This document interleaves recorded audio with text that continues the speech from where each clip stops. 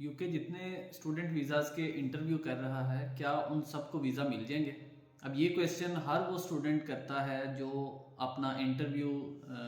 जब उसका हो जाता है यूकेवीए की टीम के साथ, तो उसके बाद वो ये क्वेश्चन पूछता है कि क्या interview just for the sake of formality था, हमारा जो डिसीजन है वो आ जाएगा।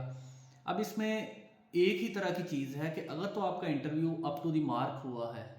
थोड़ी बहुत कमी बेशी उसमें जायज़ है, लेकिन अगर आप ये कहते हैं कि आपने उसके मैक्सिमम क्वेश्चंस को एक तो अंडरस्टैंड ही नहीं किया और आपने उसका प्रॉपर उसको सेटिस्फैक्ट्री आंसर नहीं दिया, तो फिर आपके लिए ये बात कहना या आपको ये बात कोई कंसल्टेंट कहे कि आपका वीज़ा आ जाएगा, तो वो फिर शायद आपकी किस्मत में हो तो आ जाए, अदरवाइज़ नहीं आना। अब हुआ क्या है, ये मैं बात क्यों कर रहा हूँ, इस बात के पीछे लॉजिक्स हैं, कुछ रीजंस हैं और कुछ एग्जांपल्स हैं और कुछ हमारे प्रीवियस एक्सपीरियंस है जो हमने देखा है। ये जब स्टार्ट में ऑलमोस्ट अक्टूबर वगैरह में जब कुछ इंटरव्यूज़ का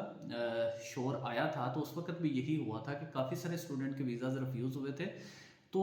उस पे फिर ये कंपेन चली थी कि जी इंटरव्यू हो रहे हैं, अब होंगे। उससे पहले तो इंटरव्यू का जो कॉन्सेप्ट था वो कोविड से पहले का था, कोविड के बाद से ऑनवर्ड यूकेवीआई ने इंटरव्यूज़ किए ही नहीं थे स्टूडेंट के,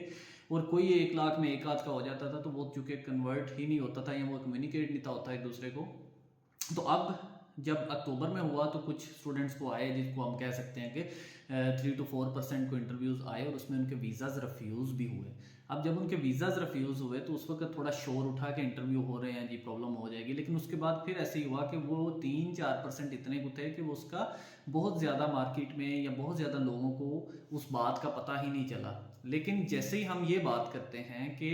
आपका जो इंटरव्यू है अभी इन करंट सिनेरियो में, ये जनवरी 2024 के बाद से जो इंटरव्यूज़ हुए हैं या इससे पहले जो हुए थे, उनके अगर आप आउटकम की बात करें तो उसमें आपका वीज़ा रिफ्यूज़ होना है अगर आप उसको बात को समझते नहीं, उसकी बात को पूरा नहीं करते।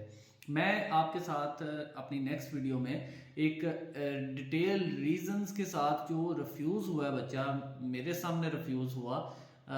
जिसमें उसने वीज़ा ऑफिसर ने क्या पूछा, कितने क्वेश्चन पूछे, किस किस क्वेश्चन का उसने कैसे उसका रिस्पांस नोट किया और फिर उसको कैसे कोट किया उसके रिफ्यूज़ल लेटर में, वो मैं आपको बताऊंगा ताकि आपको अंदाज़ा हो सके कि आपने इससे कैसे निकलना है। और अगर आपका इंटरव्यू इस तरह का होगा तो फिर डिसीजन भी इसी तरह का ही आएगा। तो इंशाल्लाह मैं नेक्स्ट वीडियो में आपके साथ वो लेटर भी शेयर करूंगा। Thank you so much.